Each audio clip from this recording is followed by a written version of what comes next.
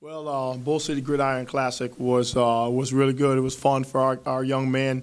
They played very, very hard. Was proud of their effort. Was a physical football game like we thought it would be.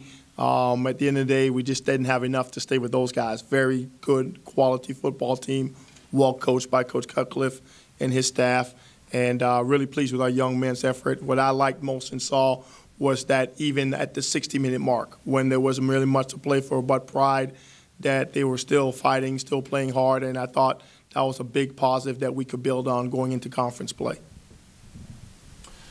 Coach, do you wipe the slate clean at this point now that the MEAC conference schedule is about to get underway? You had your first game postponed, so now it really counts and it really matters. And are you preaching that to your kids this week in practice? Absolutely, 100%. It is an entirely different season. It's on, as you say, whatever catchphrases you want to use. We're going to get the best from everybody. We're going to give everyone our best because all the players know what's at stake. And there's a lot of pride to win conference football games. So there's no sleeping around, taking anybody lightly at all. Like I said, everyone knows what's at stake, and we want to come out and win this football game. Absolutely.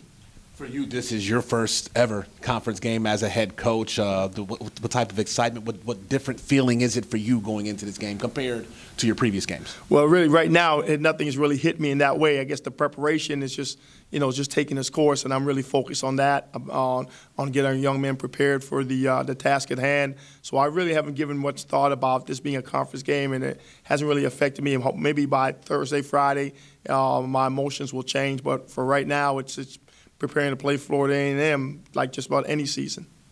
Coach, for 3 years you guys have been the bullies in this league. I mean, do you get everybody's best shot, and how tough is it preparing for getting everybody's best shot each week? That's a great question. We do. We have, certainly over the last 2 years. We've been getting everyone's best shot, and it's made the preparation even more intense, a lot more demanding than we have been in years past, and what we want to purpose to do to have a sustained culture of winning and compete for championships. It calls for a great focus, and so that's been the approach, to make sure we focus up and prepare as intense as we can, because there's not going to be any easy games. Certainly this one out the gate will be a tough one, like the last 3 years have been versus these people. Coach, why have you guys been so good the past few years? I mean, what is it about this? Is the program? Is it something you built here? What is it? Well, I think it's a mixture. If I really had it down, I would bottle it and sell it.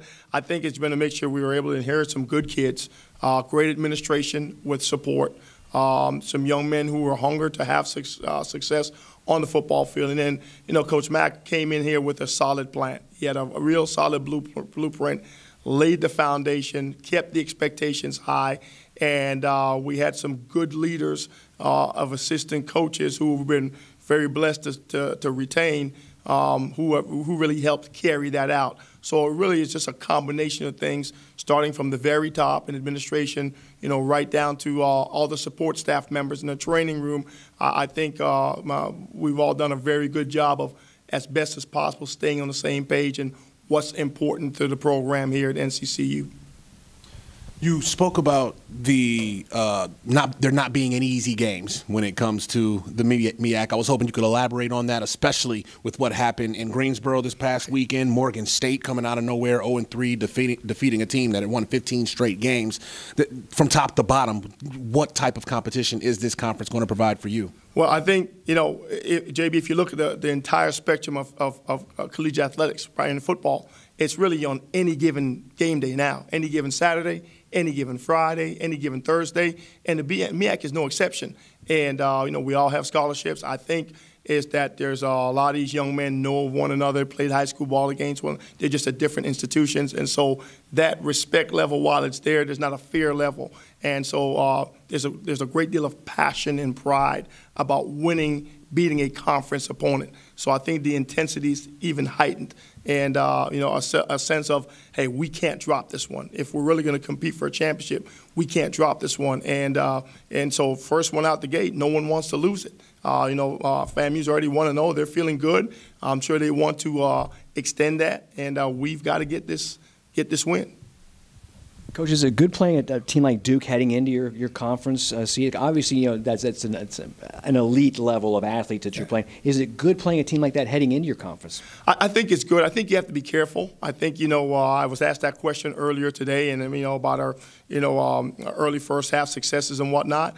And I have to be a little cautious about that because while I think it's a good experience in the fact that we were able to play a lot of young players and we were able to get a lot of reps on both sides of the football, playing a quality program like Duke, it could only help us. And certainly in the way we played is something to build on.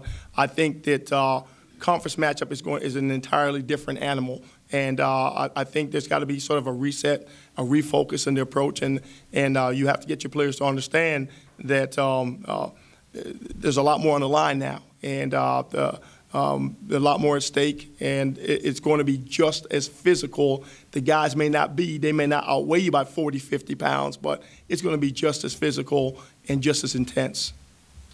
Scouting report on Florida A&M. You said they're 1-0 already, and you can't take any of these teams lightly. What do you see from the Rattlers so far going into this matchup? Well, being on the defensive side of the ball primarily, I get to see their offense more than I do their defense, and I can tell you, Coach Simmons, you can tell he's already put his stamp, his offensive style on the Rattlers. What he's been able to do in a short time is he's been able to get his playmakers the ball in space. Whether it's a running back or a wide receiver, he might put him in the backfield. He might take a running back, flex him out, throw quick screens and things like that, or, fly sweep, jet sweep handoffs. And so that's a little different component than what they had done in the past. Ryan Stanley, the quarterback, is still a man that makes that go because he's the ball distributor. So as he goes, I believe the offense will go. But you can see Coach Simmons, as far as getting the ball to different playmakers in space, is a priority. And we're going to have to be very, very aware of that.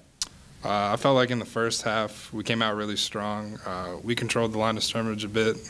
We were able to run the ball. I believe we had about 130 yards rushing in the first half, so that was really promising to see coming from a newer group of guys that have just come together.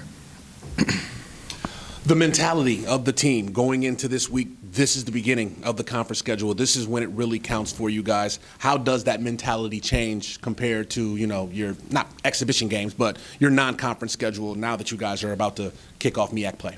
In the offensive line room, Coach O really preaches to us, we treat every game the same.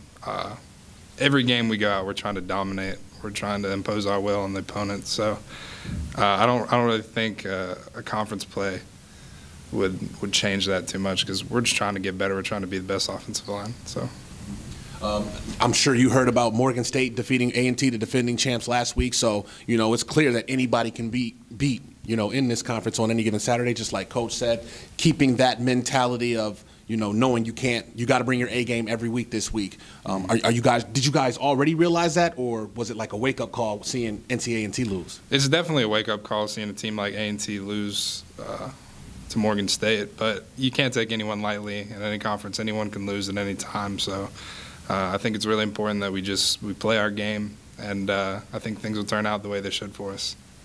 What do you like heading into? What do you like about your team right now? Any aspect of it that you especially are excited about heading into conference play? As offensive lineman, you love running the ball. I think this year we have a bit of chemistry and we have some guys that can open up some things in the run game. And we have great quarterbacks as well. So whatever happens, happens.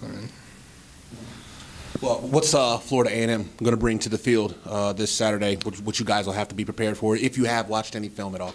I have watched a bit of film, and they're a 4-down team as well as an odd with a stand-up. They run the odd more than the 4-down, but their linebackers are pretty aggressive. They're not like too blitz-heavy, but they are trying to be run stoppers. So it'll be a good challenge for us this week with some different fronts and different things they throw at us to see what we can do. Also, playing at home, running out the tunnel and the smoke and everything. How nice is it to have them at home and just get that home feel for Saturday? Yeah, it is. It's definitely a different feel when you're playing at home here. I'll never forget running out for the first time. It's just exciting, We get to play in front of our fans and they support us, and we're ready to go. What do you remember about the game last year? Florida A&M is a team that we've beaten 3 times in a row. but it's always come down to the fourth quarter. Yep. It's always been close games with them. What is it about Florida A&M that you remember? I remember the year before last that we played that game in the Hurricane, and I mean, I was on the sidelines at that time, but I just remember the frustrations in that game, and then coming out of last year, it was right down to the wire. We couldn't get very much going offensively, and our defense was doing a great job stopping them. As for what's like the reason behind that, I mean, I couldn't tell you, I guess, but hopefully this year we can change that and throw something out there a lot better. And speaking of hurricanes, you live right near the coast. You're on the coast. How were you impacted by the hurricane that came through recently? My house, we had a couple of trees down around it. We had one destroyed my dad's truck and near the front of the house. So it hit us a little bit, but places like Wilmington and other down south areas got it a lot worse than us. Luckily, my family came out all safe. So that's the main thing, and I'm really happy about that. This has been an exclusive presentation of the NCCU Sports Network.